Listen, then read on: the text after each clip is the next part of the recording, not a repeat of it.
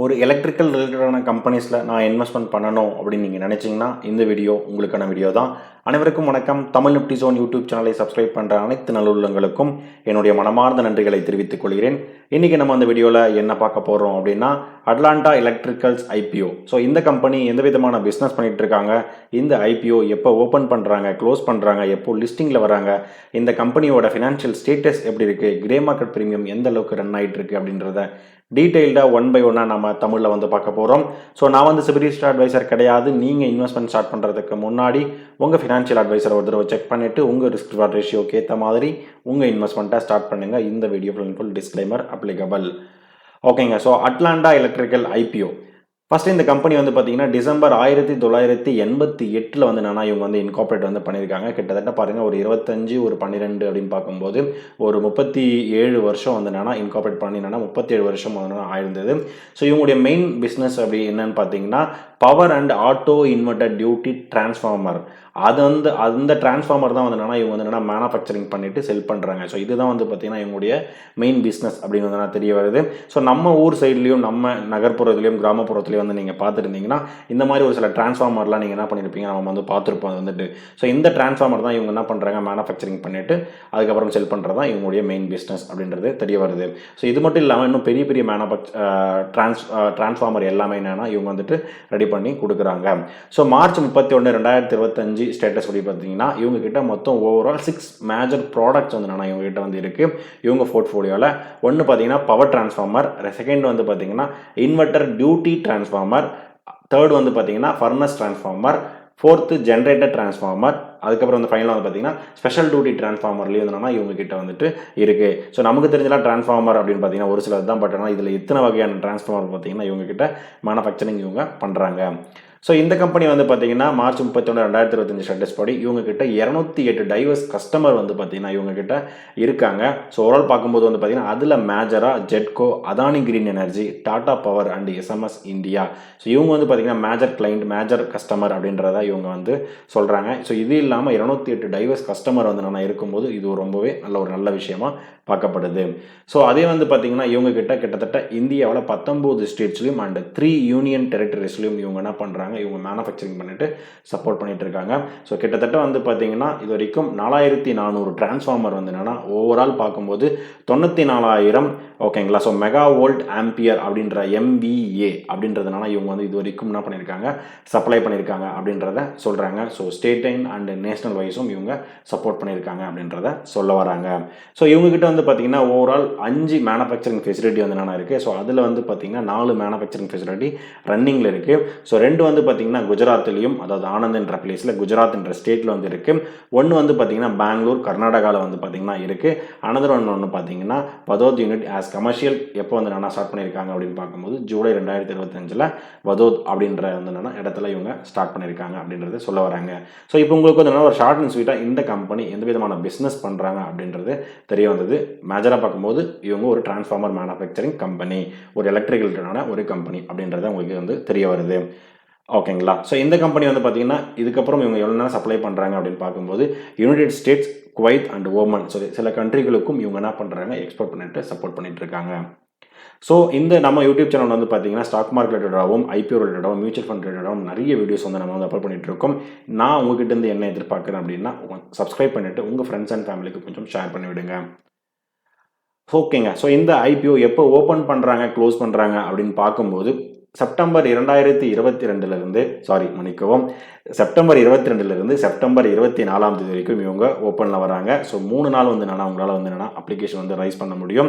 Face value ₹2 per ஷேரும், issue price band இவங்க எவ்வளோ ஃபிக்ஸ் பண்ணியிருக்காங்க அப்படின்னு பார்க்கும்போது $718 $754 வரைக்கும் இவங்க என்ன பண்ணியிருக்காங்க, ஃபிக்ஸ் பண்ணியிருக்காங்க. ஸோ இவங்களுடைய ஃபினான்ஷியல் ஸ்டேட்டஸ்லாம் நான் ஆல்ரெடி பார்த்தேன். ஸோ இவங்களுடைய இஷ்யூ ப்ரைஸ் பேண்ட் பார்த்தீங்கன்னா கொஞ்சம் அதிகமாகவே ஃபிக்ஸ் பண்ணியிருக்க மாதிரி எனக்கு தோணுது. பட் நம்ம பார்ப்போம் அது ஏன் அப்படி பண்ணியிருக்காங்க அப்படின்னு சொல்லிட்டு. ஸோ லாட் சைஸ் பார்க்கும்போது ஒரு லாட் சைஸுக்கு 19 ஷேரும், சேல்ஸ் டைப் பார்க்கும்போது ஃப்ரெஷ் டைப்லையும் வராங்க, இவங்க ஆஃபர் ஃபார் சேலாகவும் வராங்க. இவங்களுடைய டோட்டல் இஷ்யூ சைஸ் அப்படின்னு பார்க்கும்போது 687 கோடியே 34 லட்சம் அந்த அளவுக்கு நானா இவங்க வந்துட்டு வராங்க.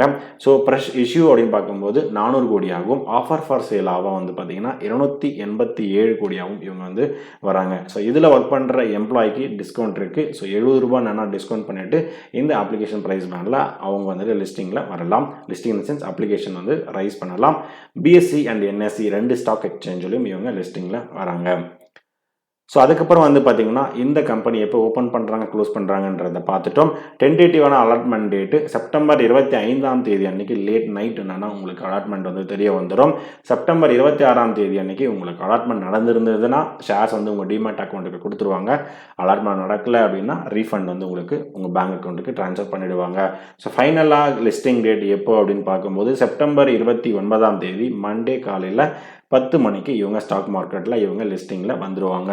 ஸோ நீங்கள் UPI மேண்டேட் வந்து நீங்கள் செப்டம்பர் 22லேருந்து 24 என்னைக்கு நீங்கள் IPO வந்து அப்ளிகேஷன் ரைஸ் பண்ணியிருந்தாலும் நீங்கள் UPI மேண்டேட் வந்து பார்த்தீங்கன்னா ஈவினிங் 5 மணிக்குள்ளே நீங்கள் என்ன பண்ணணும், ரைஸ் வந்து அப்ளிகேஷன் வந்து மேண்டேட் பண்ணியாக வேண்டும்.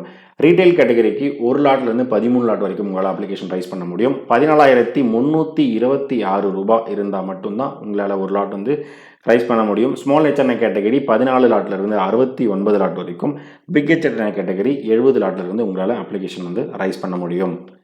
அதுக்கப்புறம் QAB கேட்டகரி பார்த்தீங்கன்னா 50%, ரீட்டைல் கேட்டகரிக்கு டீசெண்டாக 55% இவங்க வந்து அலோகேட் பண்ணியிருக்காங்க. NI ஷேர்ஸ்க்கு வந்து பார்த்தீங்கன்னா 15% இவங்க அலோகேட் பண்ணியிருக்காங்க.